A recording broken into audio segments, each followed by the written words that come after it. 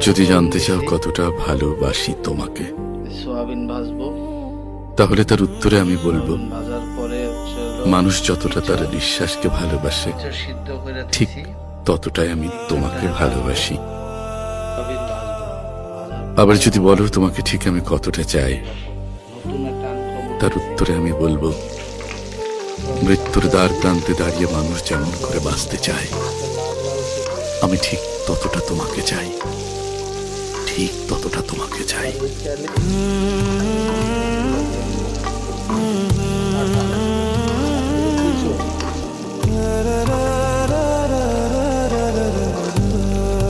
জীবনটা কেমন জানি হয়ে গেছে, একটা ধাক্কা সামলে উঠতে না উঠতেই আরেকটা ধাক্কা খেয়ে পড়ে যাই।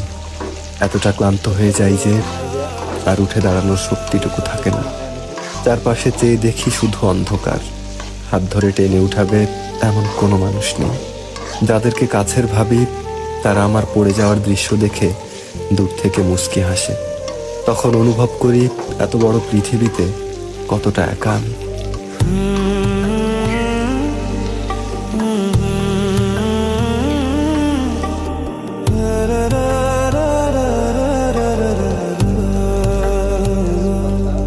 এই দুনিয়াতে টাকা ছাড়া কিচ্ছু হয় না ভাই। পকেট ভর্তি টাকা যখন তোমার কাছে থাকবে, মানুষ নিজে থেকেই তোমাকে সম্মান দিয়ে কথা বলবে।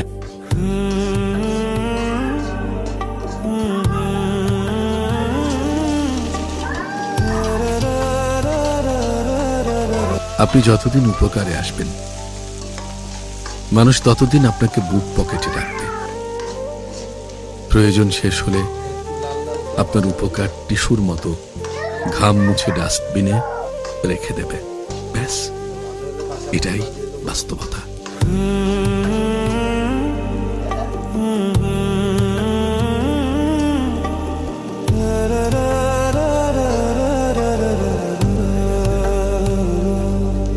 অবহেলা পেতে পেতে মানুষ একসময় বুঝে যায় যে কারো চোখে নিজেকে বারবার ছোট করার চাইতে সম্মান নিয়ে দূরে সরে আসা ভালো, অনেক ভালো।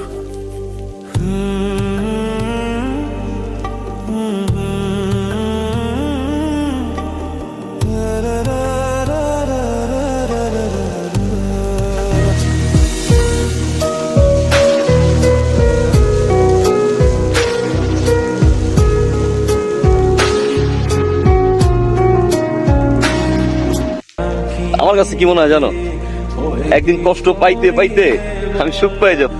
শোনা যাবো, লোকে বলে না কষ্টের পরেই নাকি সুখ।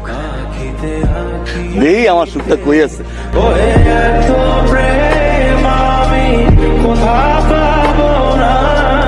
আমরা বড় লোক হব না, আমরা বড় মানুষ হব। টাকা একদিন শেষ হয়ে যায়, কিন্তু মানুষের স্বভাব, মানুষের ব্যবহার, চরিত্র, সেটা তার নামের পাশে সারা জীবন থেকে যায়। জীবনে অনেক কঠিন সময় পার করছি, তবে এখন যে সময়টা পার করছি সেটা কখনো কল্পনাও করতে পারিনি। জীবন এতটাও নিষ্ঠুর হবে ধারণার বাইরে ছিল। মাঝে মাঝে নিজের ভাগ্যটাকেও নিয়ে অনেক আফসোস হয়। জীবনটা এমন হওয়ার কথা ছিল না।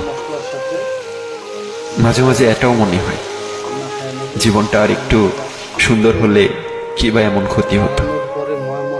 মা থাকলে জীবন যুদ্ধ না, একটা গল্প। মা না থাকলে সব গল্প অসম্পূর্ণ। কারণ পৃথিবীর প্রথম ভালোবাসা একটাই শব্দ, মা।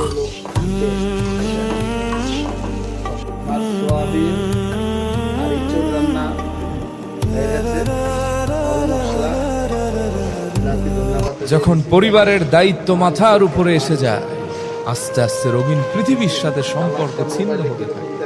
নিজের স্বপ্ন, ফিউচার, উইশ, নিজের ভালো লাগা, ভালোবাসা একে একে ফ্যামিলির জন্য কোরবানি করে দিতে হয়।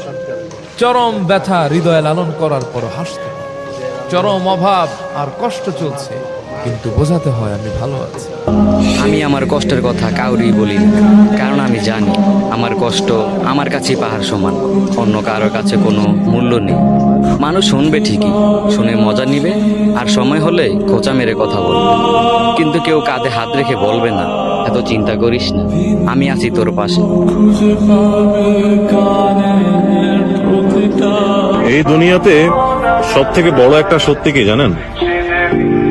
মানুষ যখন খুব সহজেই যে কোনো জিনিস পেয়ে যায় তখন কিন্তু সে হীরাকে কয়লা মনে করে। বাস্তব। সে বলে ভালোবাসা থাকুক আর অভিমানও থাকুক। আমি বলি অভিমান আর ভালোবাসা একসাথে হয় নাকি? সে বলে হবে না কেন বলো, হয় সবই হয়, অভিমানে লুকোনো সব ভালোবাসাই রয়।